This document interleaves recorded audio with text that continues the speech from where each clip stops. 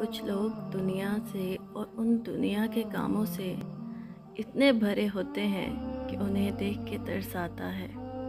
ان کے اندر کوئی خلد، کوئی کونا خالی ہی نہیں ہوتا۔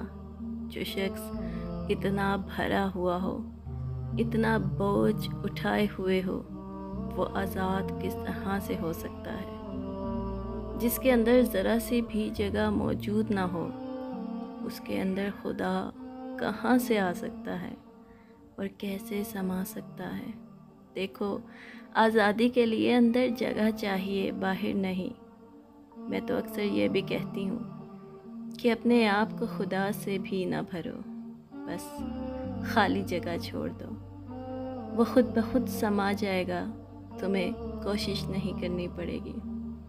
جب بارش ہوتی ہے تو خالی گڑھے باران رحمت سے خود بخود بھر جاتے ہیں، اور موٹے موٹے اونچے ٹیلے ویسے کے ویسے سوکھے رہ جاتے ہیں۔ اپنے آپ کو خالی رکھو، کیونکہ خالی جھولی ہی بھری جاتی ہے، بے شک۔